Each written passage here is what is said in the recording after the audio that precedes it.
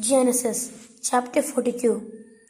Joseph's brothers go to Egypt to buy corn.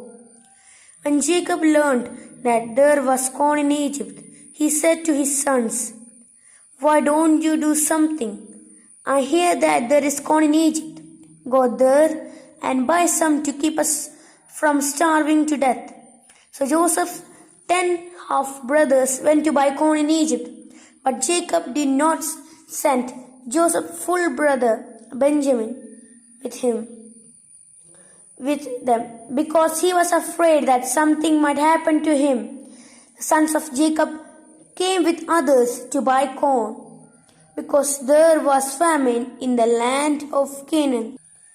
Joseph, as governor of the land of Egypt, was selling corn to people from all over the world. So Joseph's brothers came and bowed down before him, and with their faces to the ground. When Joseph saw his brothers, he recognized them, but he acted as if he did not know them. He asked them harshly, "Where do you come from?" "We have come from Canaan to buy food," they answered. Although Joseph recognized his brothers, they did not recognize him. He remembered the dreams he had dreamt about them and said, "You are spies. You have come to find out where our country is weak." "No, sir," they answered. "We have came as your slaves to buy food." "We are all brothers. We are not spies, sir. We are honest men." Joseph said to them, "No, you have come to find out where our country is weak." They said, "We were 12 brothers in all, sir, sons of the same man in the land of Canaan. One brother is dead and the youngest is now with our father." "It is just as I said," Joseph answered. "You are spies. This is how you will be tested. I swear by the name of the king that you will never leave unless your youngest brother comes here. One of you must go and get him. The rest of you will be kept under guard until the truth of what you say can be tested. Otherwise, as sure as the king lives, you are spies." Then he put them in prison for 3 days. On the third day, Joseph said to them, "I am a God-fearing man, and I will spare your lives on one condition. To prove that you are honest, one of you will stay in the prison where you have been kept. The rest of you may go and take back to your starving families the corn that you have bought.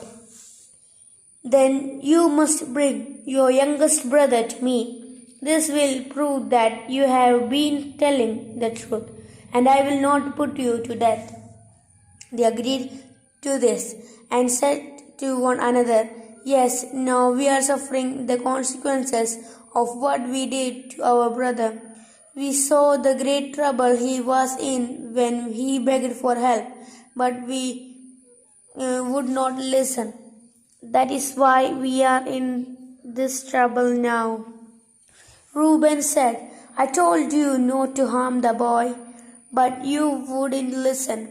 And now we are being paid back for his death." Joseph understood what they said, but they did not know it, because he had been speaking to him through an interpreter.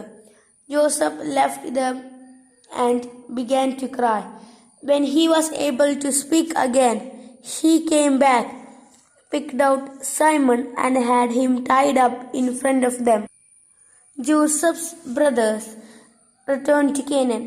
Joseph gave orders to fill his brothers' sacks with corn, to put each man's money back in his sack, and to give them food for the journey. This was done. The brothers loaded their donkeys with the corn they had bought, and then they left. At the place where they spent the night, one of them opened his sack to feed his donkey and found his money at the top of the sack. "The money has been returned to me," he called to his brothers. "Here, it is in my sack." Their hearts sank, and in fear they asked one another, What has God done to us? When they came to their father Jacob in Canaan, they told him all that had happened to them. The governor of Egypt spoke harshly to us and accused us of spying against his country. We are not spies, we answered, we are honest men. We were 12 brothers in all, sons of the same father. One brother is dead and the youngest is still in Canaan with our father. The man answered, This is how I will find out if you are honest man. One of you will stay with me, the rest will take corn for your starving families and leave. Bring your youngest brother to me, then I will know that you are not spies, but honest men. I will give your brother back to you, and you can stay here and trade. Then, when they emptied out their sacks, every one of them found his bag of money. And when they saw the money, they and their father Jacob was afraid.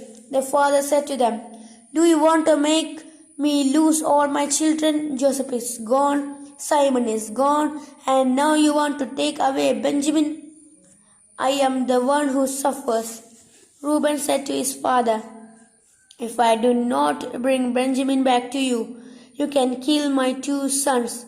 Put him in my care, and I will bring him back. But Jacob said, My son cannot go with you. His brother is dead, and he is the only one left. Something might happen to him on the way. I am an old man, and the sorrow you would cause me would kill me.